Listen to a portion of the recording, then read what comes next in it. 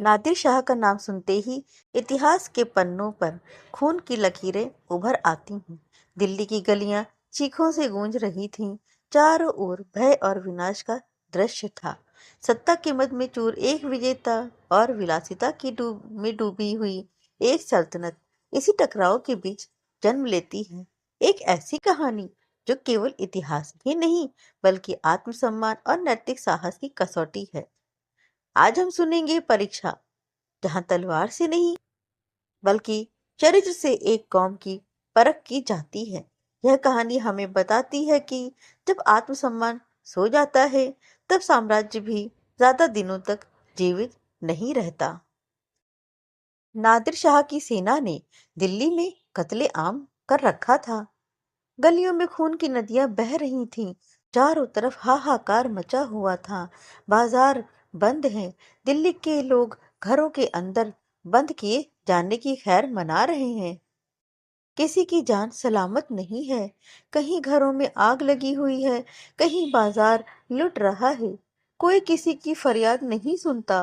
रईसों की बेगमें महलों से निकाली जा रही हैं और बेहुरमती उनकी बेहुरमती की जाती है। ईरानी सिपाहियों की रक्त पिपासा किसी तरह नहीं बुझती। मानव हृदय की क्रूरता, कठोरता और पैशाचिकता अपना विकरालतम रूप धारण किए हुए है। इसी समय नादिर शाह ने बादशाही महल में प्रवेश किया। दिल्ली उन दिनों भोग विलासी केंद्र बनी हुई थी। सजावट और तकल्लुम के सामानों से रईसों के भवन भरे रहते थे। स्त्रियों को बनाव श्रृंगार की सिवा कोई काम नहीं था। पुरुषों को सुख भोग के सिवा कोई चिंता नहीं थी। राजनीति का स्थान शेरो शायरी ने ले लिया था। समस्त प्रांतों से धन खिंच खिंच कर दिल्ली आता था और पानी की भांति बहाया जाता था। वेश्याओं की तो चांदी थी। कहीं तीतरों की जोड़ होते थे, कहीं बटेरों और बुलबुलों की पालियां ठनती थीं। सारा नगर विलास निद्रा में मग्न ही था। नादिर शाह शाही महल में पहुंचा तो वहां का सामान देखकर उसकी आंखें खुली की खुली रह गईं। उसका जन्म दरिद्र घर में हुआ था। उसका समस्त जीवन रणभूमि में ही कटा था। भोग विलास का उसे चस्का नहीं लगा था। कहाँ रण क्षेत्र के कष्ट और कहाँ यह सुख साम्राज्य। जिधर आंख उठती थी उधर से हटने का नाम नहीं लेती थी। संध्या हो गई थी। नादिर शाह अपने सरदारों के साथ महल की सैर करता और अपनी पसंद की चीजों को बटोरता हुआ दीवाने खास में आकर कारचोबी मसनद पर बैठ गया। सरदारों को वहां से चले जाने का हुक्म दे दिया गया। अपने सब हथियार खोलकर रख दिए और महल में दरोगा को बुलाकर हुक्म दिया, मैं शाही बेगमों का नाच देखना चाहता हूँ। तुम इसी वक्त उनको सुंदर वस्त्र आभूषणों से सजाकर मेरे सामने लाओ। खबरदार, जरा भी देर ना हो। मैं कोई उज्र या इनकार नहीं सुन सकता। दरोगा ने जब यह नादिर शाही हुक्म सुना तो उसके होश उड़ गए। वह महिलाएं जिन पर कभी सूर्य की दृष्टि भी नहीं पड़ती, कहीं कैसे इस मजलिस में आएंगी। नाचने का तो कहना ही क्या। शाही बेगमों का इतना अपमान कभी ना हुआ था। हे नर पिशाच, दिल्ली को खून से रंग कर भी तेरा चित्त शांत नहीं हुआ। मगर नादिर शाह के सम्मुख एक शब्द भी जबान से निकालना अग्नि के मुख में कूदना था।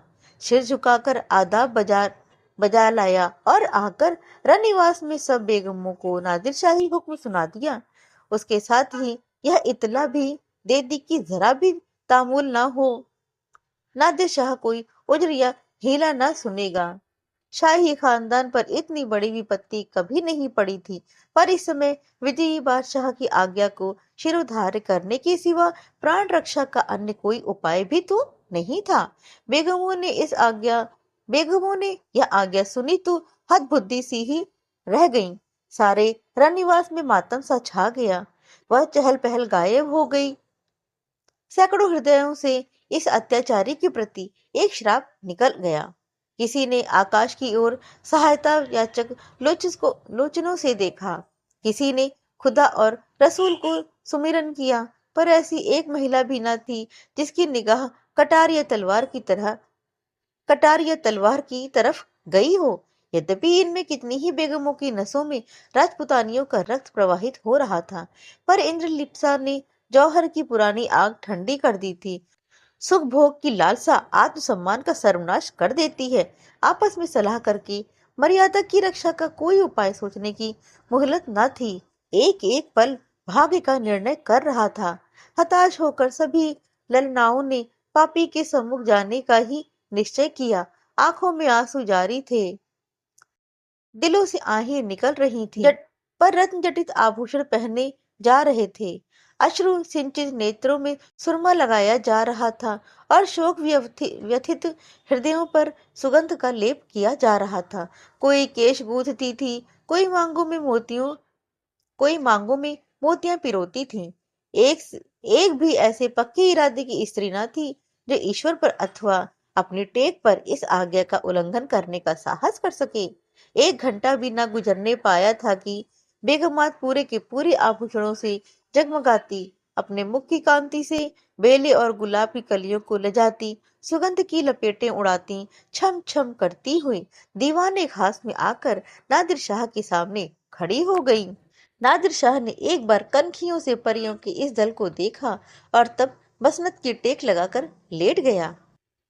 अपनी तलवार और कटार सामने रख दी। एक क्षण में उसकी आंखें झपकने लगीं। उसने एक अंगड़ाई ली और करवट बदल ली। जरा देर में उसके खर्राटों की आवाजें सुनाई देने लगी। ऐसा जान पड़ा कि वह गहरी निद्रा में मग्न हो गया है। आधे घंटे तक वह पड़ा सोता रहा और बेगमी ज्यों की त्यों सर नीचा किए दीवार के चित्रों की भांति खड़ी रहीं। उनमें से एक दो महिलाएं जो ढीठ थी, घूंघट की ओर से नादिर शाह को देख भी रही थी और आपस में दबी जबान में कानाफूसी कर रही थी। कैसा भयंकर रूप है, कितनी रणोन्मत्त आंखें हैं, कितना भारी शरीर है, आदमी काहे को है, देव है।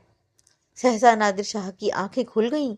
परियों का दल पूर्ववत खड़ा था। उसे जागते देखकर बेगमों ने सिर नीचे कर लिए और अंग समेटकर भेड़ों की भांति एक दूसरे से मिल गईं।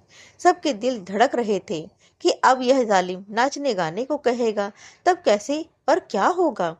खुदा इस जालिम से को ही समझे, मगर नाचा तो ना जाएगा, चाहे जान ही क्यों ना चली जाए। इससे ज्यादा जिल्लत अब ना सही जाएगी। सहसा नादिर शाह कठोर शब्दों में बोला, ऐ खुदा की बंदियों, मैंने तुम्हारा इम्तिहान लेने के लिए बुलाया था और अफसोस के साथ कहना पड़ता है कि तुम्हारी निस्बत मेरा जो गुमान था वह हर्फ ब हर्फ सच निकला। जब किसी कौम की औरतों में गैरत नहीं रहती तो वह कौम मुर्दा हो जाती है। देखना चाहता था कि तुम लोगों में अभी कुछ गैरत बाकी है या नहीं, इसीलिए मैंने तुम्हें यहाँ बुलाया था। मैं तुम्हारी बेहुरमती नहीं करना चाहता था।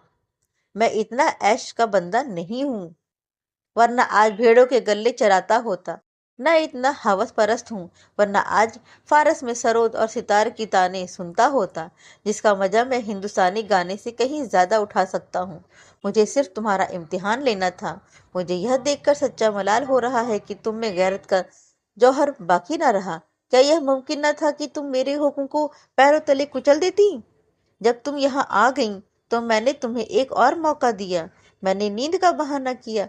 क्या यह मुमकिन न था कि तुम में से कोई खुदा की बंदी इस कटार को उठाकर मेरे जिगर में चुभो देती?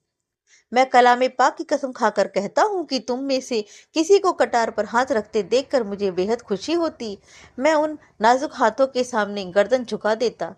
पर अफसोस है कि आज तैमूरी खानदान की एक बेटी भी यहाँ ऐसी नहीं निकली जो अपनी हुर्मत बिगाड़ने पर हाथ उठाती। अब यह सल्तनत जिंदा नहीं रह सकती। इसकी हस्ती के दिन गिने हुए हैं। इसका निशान बहुत जल्द दुनिया से मिट जाएगा। तुम लोग जाओ और हो सके तो अब भी सल्तनत को बचाओ, वरना इसी तरह हवस की गुलामी करते हुए दुनिया से रुखसत हो जाओगी। तो मित्रों, यह थी परीक्षा, एक ऐसी कथा जो हमें सोचने पर मजबूर कर देती है कि किसी समाज की असली शक्ति उसके महलों या खजानों में नहीं, बल्कि उसकी स्त्रियों और पुरुषों के स्वाभिमान में होती है। नादिर शाह ने केवल बेगमों की नहीं, बल्कि पूरी सल्तनत की परीक्षा ली और परिणाम इतिहास के पन्नों में दर्ज हो गया। यदि आपको यह कहानी पसंद आई हो तो इसे शेयर करें और ऐसे ही साहित्यिक रत्नों को सुनने के लिए जुड़े रहें। फिर मिलेंगे एक नई कहानी और एक नए संदेश के साथ। तब तक के लिए धन्यवाद।